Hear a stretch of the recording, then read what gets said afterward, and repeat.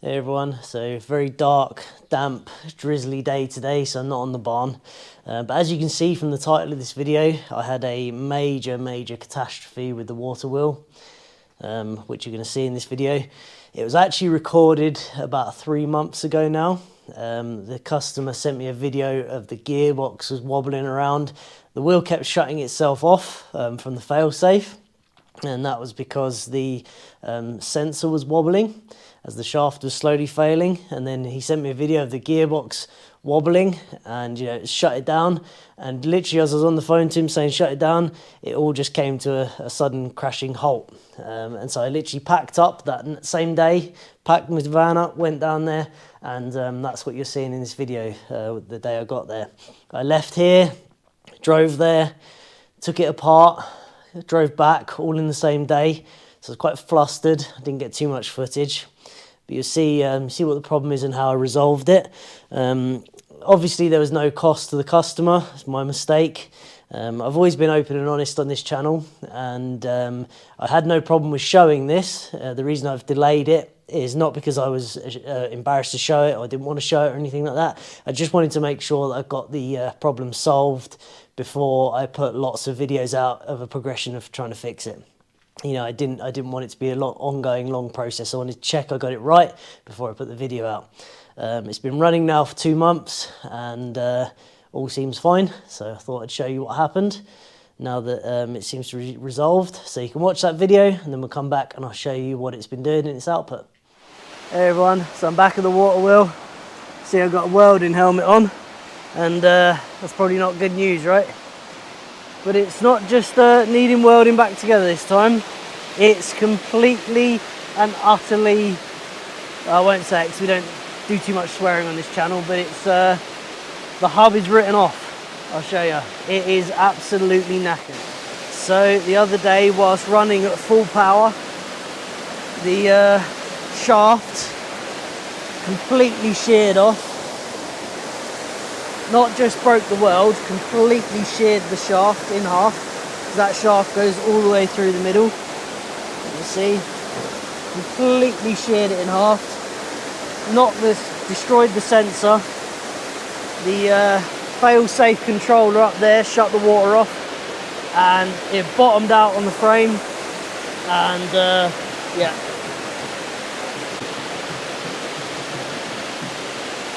Yeah. 55mm shaft just sheared clean in two. So welding it must have deteriorated the steel enough to break it. So we're going to have to rebuild the hub and rebuild it stronger. I am absolutely gutted. It's not anything I can't fix, it's fine, but I've got to take the whole thing apart, rebuild the hub, and yeah, I'm disappointed in myself, you know. You wouldn't think that would break. Here's the thing, look, is that the gearbox sits on a turned down area.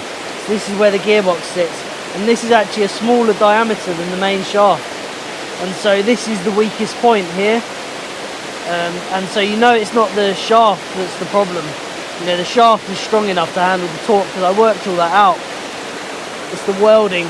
The welding has killed the shaft, it's deteriorated it, and it's just caused it to fail. So because it's sat down on the base, I've made this stand and I've got it jacked up, and I'm just trying to get this aligned back again. I'm going to go and get a welder set up, and I'm going to tack this back together just so I can turn it, so I can take it all apart. So at the moment I can't even spin it to take it apart. So we'll weld that back on with a few tacks, not even straight, just any old place, just so I can turn it, take it all apart, get the hub out, rebuild it, put it all back together. Right, it's all stripped back, ready to be all redone, new hub, all the bits stashed away safe. It took me about 4 or 5 hours to do that. It's not too bad. Here's the hub in the back of the van. I cut it off so I could get it out. I'll show you the ends of the shaft when we get back to the workshop, because you won't believe how it's cracked. It's almost unbelievable. It doesn't even look like, it looks impossible. But yeah, I'll show you when we get back, once we start putting it all back together, sorting it all out. But I'm off home. Hey everyone, so I'm back in the workshop and today I'm starting to, well I've actually started already, but we're going to start tackling fixing this broken shaft issue on the water wheel. It's a bit demoralising because, you know, I thought it was going to be fine as it was, or, you know, perfect as it was, but I've assessed what's happened. I think I've got a good theory.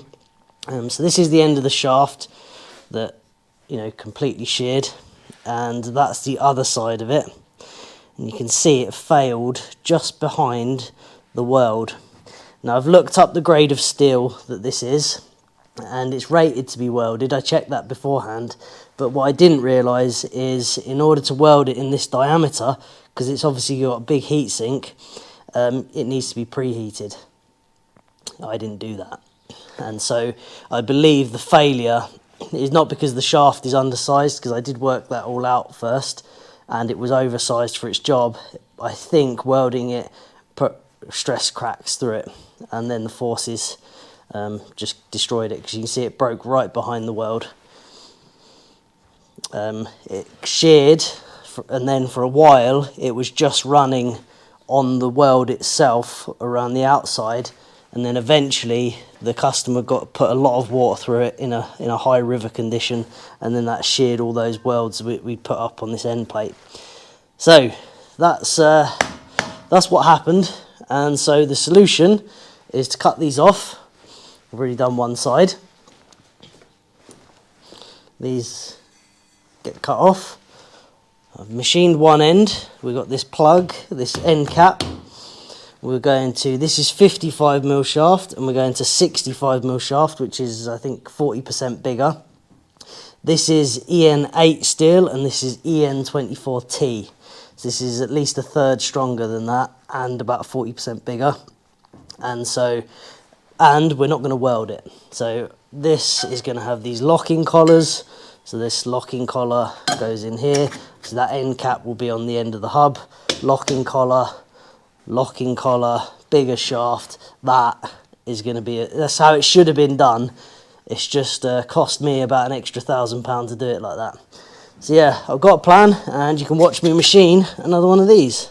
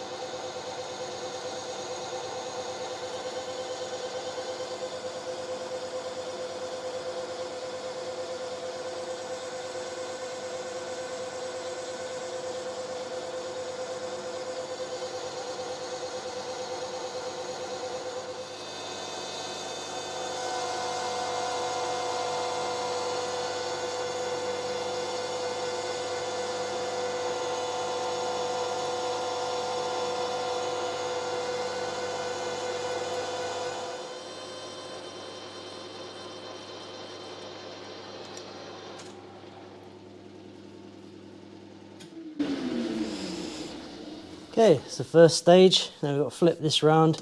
We've got references now. These are square flat references. So now we'll machine this down, this lip, to be referenced to that. Then we've got to bore it out.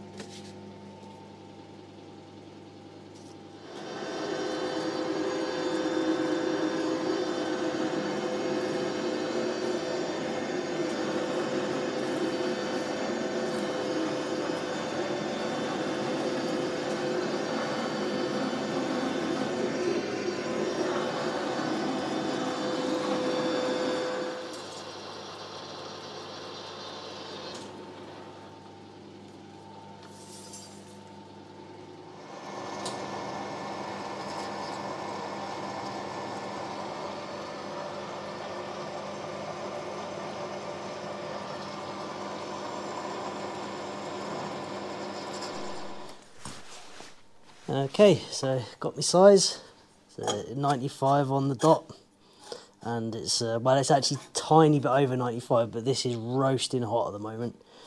But you can hear that's a good fit. The tolerance for these is 0.3 of a mil, so you know, don't have to be bang on, but that's a really good fit. It's touching on all edges, and it's, like I say, it's hot. So yeah, that's good. Happy with that. That's that one done. Unfortunately, my microphone stopped working at this point, but you can see I painted the inside of the hub, and I also painted the end caps as well, even though they're going to kind of, some of that paint's going to get rubbed off, but better than not painting it at all. I don't have a big press, unfortunately. My neighbour's got one, but it's not tall enough to do it, and so I was forced to go to the sledgehammer. I didn't want to ding up the surface, and a piece of wood and stuff just wasn't cutting it because it was absorbing the forces too much because it's a very tight fit. And so I had to put like a piece of really thick steel on the surface and just slowly sledgehammer the whole insert, the whole end cap down. It took quite a bit of force. It's a very tight, strong friction fit. It went down eventually, and it seems to be sitting pretty flat. And so yeah, just gonna have to go along afterwards and just check it didn't distort the hole at all, which I'm pretty certain it won't, because the steel is so strong and so thick.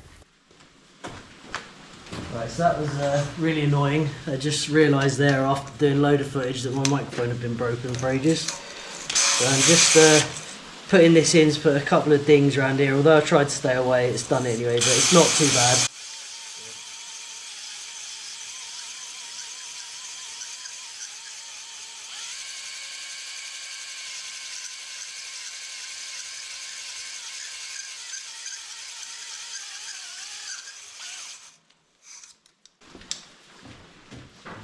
Do that.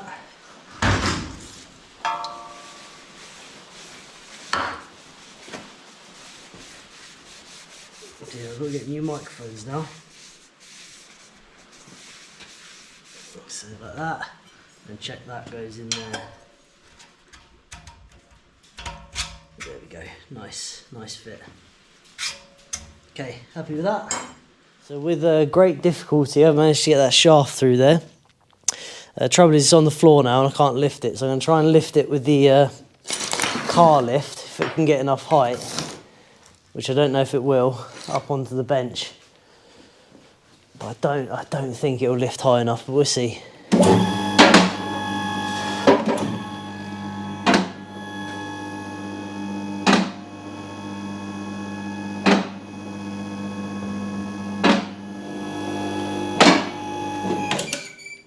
Right, maxed out. Might just be enough.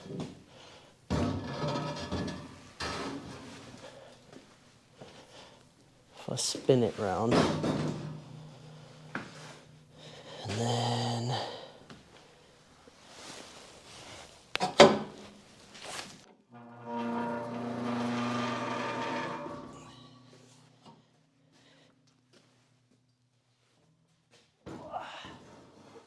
there we go.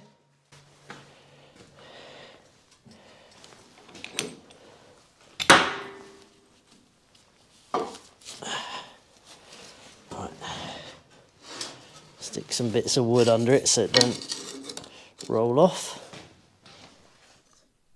So as you can see, I've got the shaft in, and I got one of my inserts in, so I've got to get the other one in the other side. Currently, surprisingly, this is supporting that whole shaft all the way through, which I'm not sure is the right way to do it. I did have a piece of wood stuffed under it to support it, but it's actually just rock solid in there, so they're surprisingly strong, these.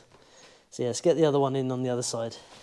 So even this is, though this is a friction-based device, it does say to oil everything.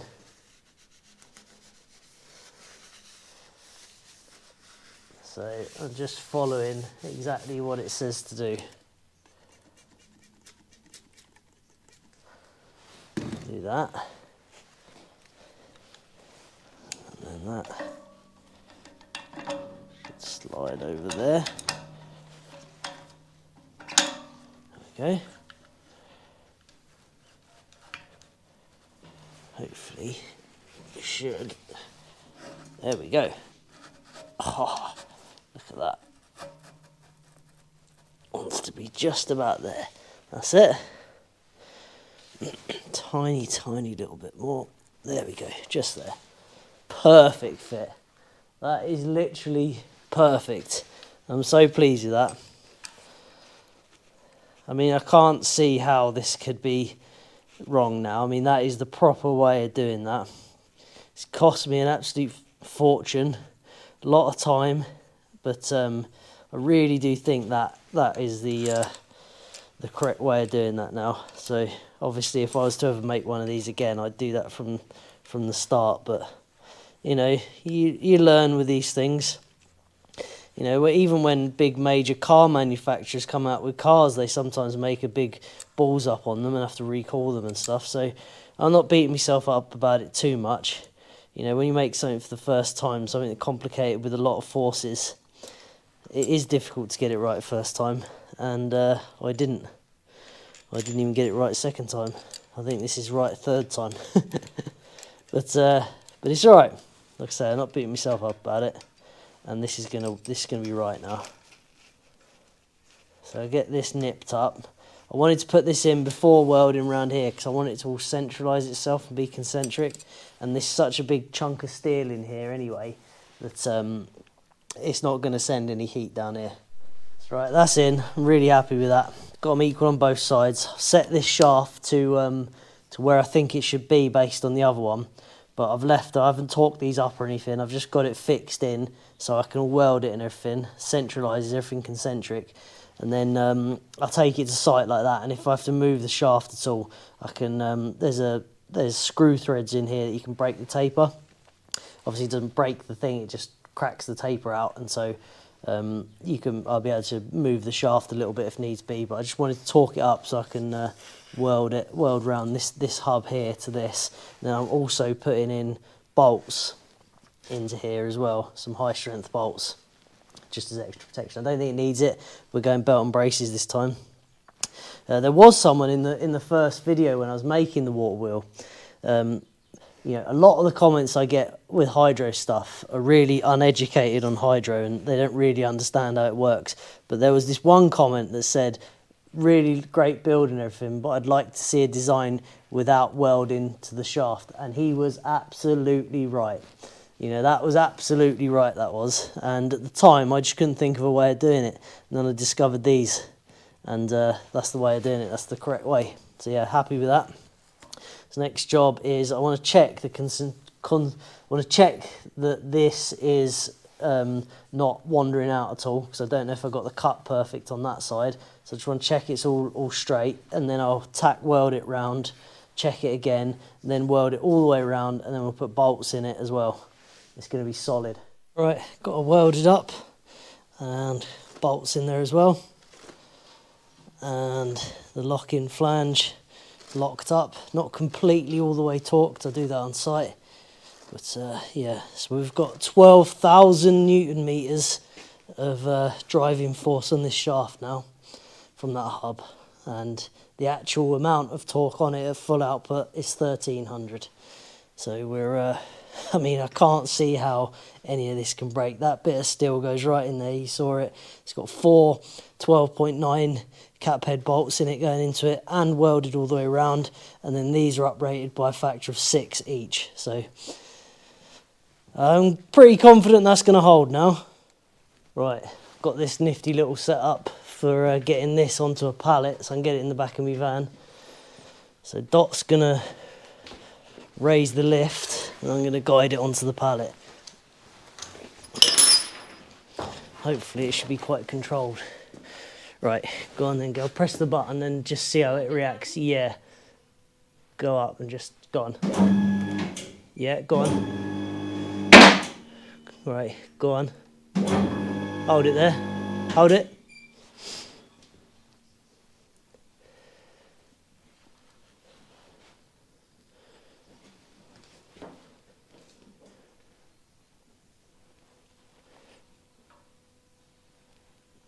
Okay.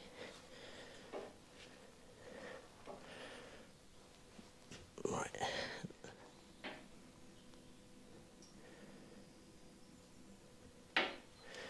That's it. There we go. Keep going down, all the way down. There we go. It's on the pallet. Yeah, hey everyone. So look what's happened. She's back together. I got here.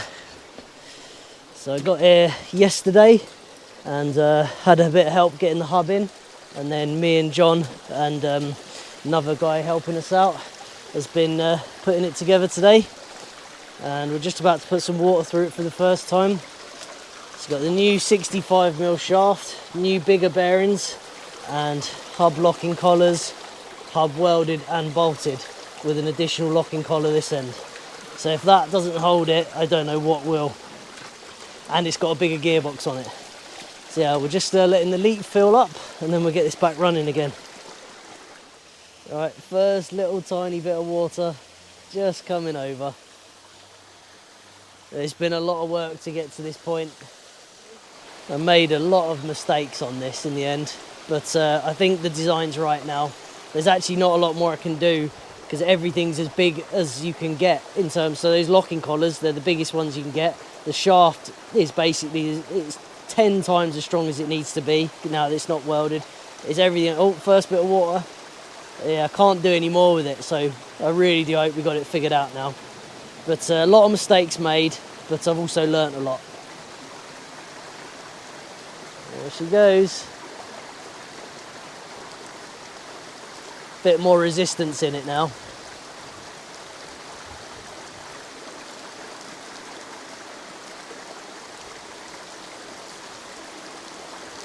There it goes.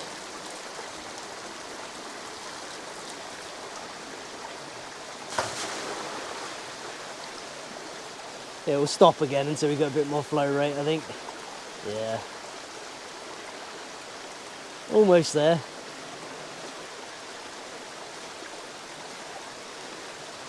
Lovely. Right, let the flow rate build up and we'll see what power we got. Oh man, it's so good to see that running again. Just letting the flow build up.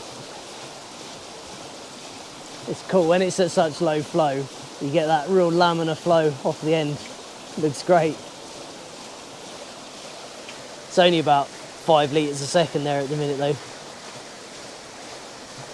Full flow is about 100 litres, 120. So been running all night. It's at about 900 watts, 1000 watts at the minute. So I got up this morning early, shut it down, tightened everything up again to make sure everything was mega tight, all torqued up to specification, and looks like we've cracked it. So I think, and I hope, I really hope that'll be reliable now. I don't know what else I could do. Everything on it is over specification. It should be, according to the specs, 10 times stronger than it needs to be. So yeah, we'll monitor it for a while off the app and just check it stays reliable. We'll see.